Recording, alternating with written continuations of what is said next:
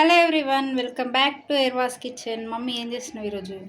ఈరోజు గులాబ్ జాములు చేస్తున్నా. గులాబ్ జాములు చేయడానికి కోవా తీసుకున్నా, ఇంకా మైదా పిండి తీసుకున్నా, ఇక చక్కెర తీసుకున్నా. ఇప్పుడు చేసే విధానం చూపిస్తా. ఇక పాకం పెట్టడానికి, గులాబ్ జాములు పాకం పెట్టడానికి స్టవ్ ముట్టించిన, దీని మీద కడాయి పెడుతున్నా. ఇప్పుడు చక్కెర పోసుకుందాము పాకంకు. ఇక నీళ్ళు పోస్తున్నా, చక్కెర వేసాం కదా నీళ్ళు పోస్తున్నా.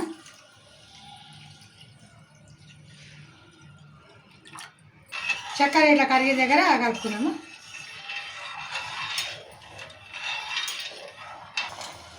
ఇట్లా పాకం బాగా రావాలి. పాకం ఇట్లా ఉడుకుతుంది కదా, ఒక 5 నిమిషాల దగ్గర మంచిగా ఉడికించుకోవాలి.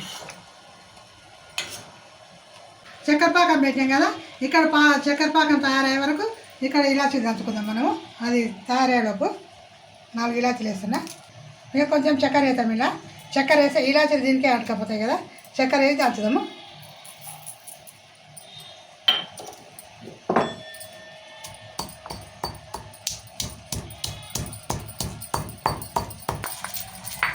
ఇప్పుడు దంచడం అయిపోయింది. ఇది తీసుకుందాం. ఇప్పుడు చక్కెర పొడి తీసుకుందాము, ఇలాచి పొడి.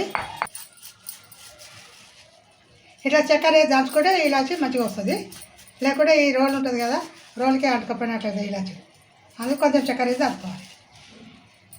ఇప్పుడు ఈ చక్కెర పాకం వేద్దాము, ఇలాచి పొడి. ఇక చక్కెర పాకం రెడీ అయిపోయింది. ఇప్పుడు పాకము కొంచెము జిగురులాగానే ఉండాలి. మొత్తం ఇట్లా చక్కెర కరిగాక తీస్తారు, అది నీళ్ళు నీళ్ళు ఉంటుంది. కొంచెం జిగురులాగా చక్కెర కరిగినాక జిగురులాగా వస్తుంది చూడు. ఇక ఇలా ఇట్లా వేస్తుంటే ఇక తేనెలాగా వస్తుంది దారాటిని.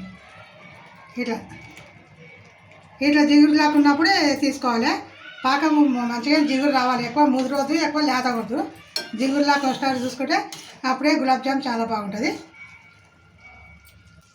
ఇక ఈ పాకంలో ఇప్పుడు కొంచెం 2 చుక్కలంతా నిమ్మకాయ రసం వేసుకుందాము. ఎందుకంటే ఈ పాకము చక్కెరలాగా కాకుండా, చక్కెర కాకుండా వేసుకుందాం. 2 చుక్కలంతా.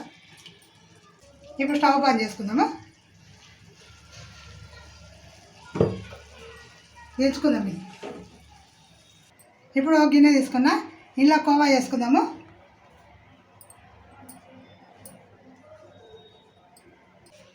ఇప్పుడు కోవా తీసుకున్నాం కదా, ఇది పచ్చి కోవా, సప్పటిది, స్వీట్ కోవా కాదు. ఇప్పుడు ఇక ఈ కోవా తీసుకున్నాం కదా, దీన్ని ఇట్లా బాగా తీసుకోవాలి మనము.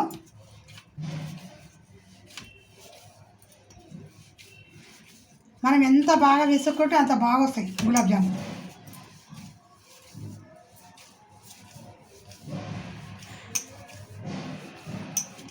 ఇక బాగా కోవా ఇట్లా మసాజ్ చేయాలి. ఇట్లా స్మూత్గా అవుతుంది. ఇప్పుడు పిండి వేసుకుందాం. ఇలా కోవా 1/4 కిలో అదపావు తీసుకున్నాం అనుకో, పిండి కూడా అదపావు తీసుకోవాలి. ఇక నేను అట్లనే తీసుకున్నాను. ఇప్పుడు అదపావు కోవా, అదపావు అంతా పిండి తీసుకుంటున్నా.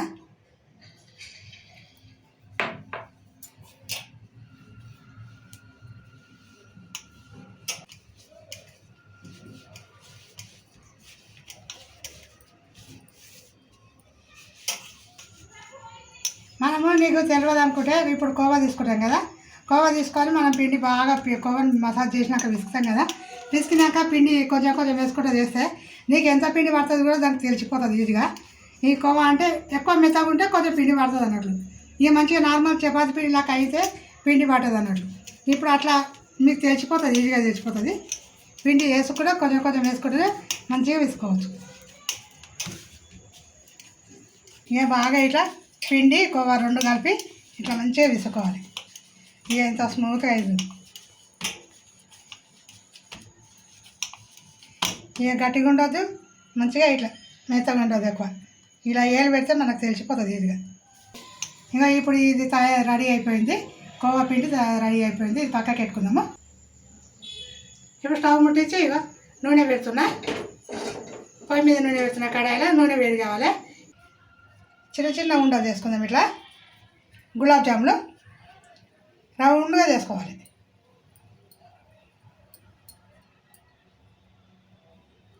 ఏ సైజు అని చేసుకోవచ్చు. చిన్నగా కావాలంటే చిన్నగా చేసుకోవచ్చు, పెద్దగా కావాలంటే పెద్దగా చేసుకోవచ్చు. మంచిగా ఈ అరచేతులు వేసి ఇట్లా ఉండని చేసుకోవాలి.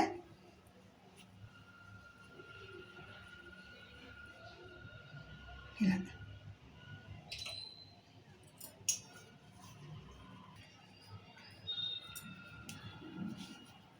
అన్ని గులాబ్ జాములు ఇట్లా చేసుకోవాలి. ఈ అరచేతులు వేసి చేస్తేనే అవి ఇట్లా చేయి అరచే ఇట్లా చేసుకుంటేనే మంచిగా వస్తుంది ఉండ. పగుళ్ళు అనేది లేదు.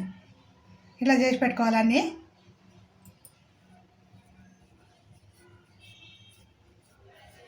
ఇంకా అన్నీ ఇలా చేసుడు అయిపోయినాయి.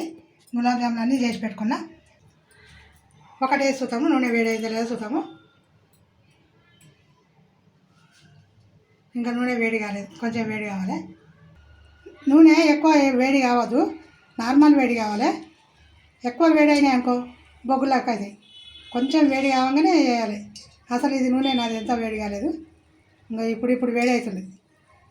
స్టార్టింగ్ ఒకటి వేసి నూనె వేడి అయిందా కాలేదు చెక్ చేసుకోవాలి. ఇప్పుడు ఇది తీసాము, ఇది కాలింది. ఈ కలర్ వచ్చినాక తీసుకోవాలి. ఇక ఇప్పుడు వేసుకుందాం. ఇక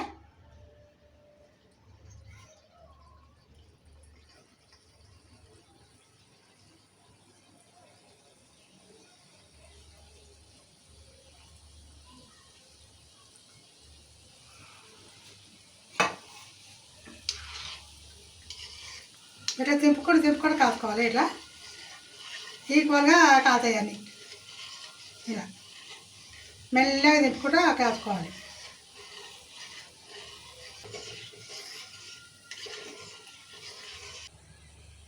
ఇలా మీదకి వెళ్ళినాయి అనుకో మంచిగా కాలినట్లే. మనం ఇంకా ఎర్రగా ఉంచుకోవాలంటే ఎర్రగా కావాలంటే ఇంకా కొంచెం ఉంచుకోవాలి. కాకపోతే ఎర్రగా వద్దు అవసరం లేదంటే తీసుకోవచ్చు. ఇప్పుడే ఇవి మంచి కలర్ వచ్చేసినాయి. ఇప్పుడు తీసుకుందాం. ఇప్పుడు తీసుకుందాం అన్నీ.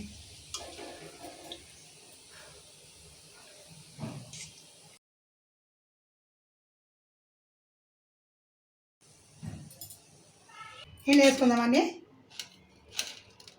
ఇప్పుడు ఇంకో వాయి వేసుకుందాము.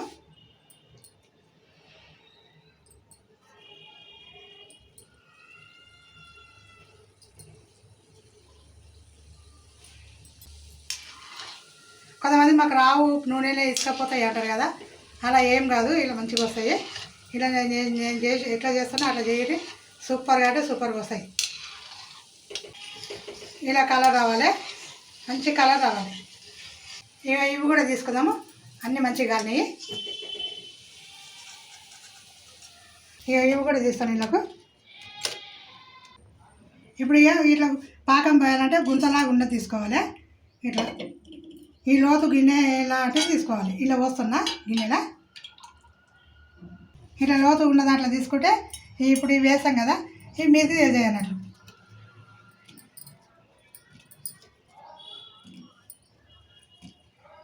పాకం కూడా మరీ ఎక్కువ పెడితే ఆ పాకం మళ్ళీ ఏం చేయలేము. ఇప్పుడు సరిపోయేది పాకం పెట్టుకొని ఇట్లా లోతు గిన్నె తీసుకోవాలి.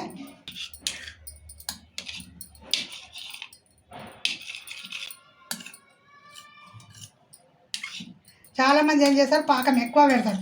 పెట్టి మనం ఇంతకన్నా ఎక్కువ తింటాం. ఆ పాకం కొంచెమే పాకం చాలు. ఎక్కువ పెట్టి ఆ పాకం తీసి ఫ్రిడ్జ్లో పెట్టుడు చేసుడు ఎందుకు.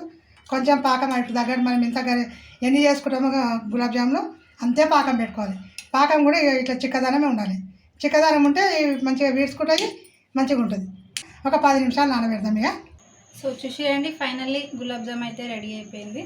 సూపర్ గులాబ్ జాములు నేను చేసిన చేయరి చాలా బాగా వస్తాయి. ఎవరైనా చేసుకోవచ్చు. ఇక సూపర్ మెత్తగా వస్తాయి. చూడి చాలా బాగా వచ్చింది. చూడు పాకం కూడా మంచిగా వీడ్చుకున్నది. ఇక సూపర్ ఇక మెత్తగా జ్యూస్ కాకుండా చూడు మొత్తం మంచిగా వీడ్చుకున్నది పాకము. ఇలా చేసుకోవాలి. నోట్లు వేస్తే కలుగుతాయి. చేయనీకి రానులు కూడా చేసుకొని తినవచ్చు. నేను చేసిన చేయరు సూపర్ అంటే సూపర్ వస్తాయి. సో చూసిరండి, మీ దగ్గరికి వీడియో నచ్చినట్టయితే లైక్ చేయండి, షేర్ చేయండి. మమ్మీ ఇంకేం చేయాలి? సబ్స్క్రైబ్ చేసుకొని గంట కొట్టండి. బాయ్. బాయ్.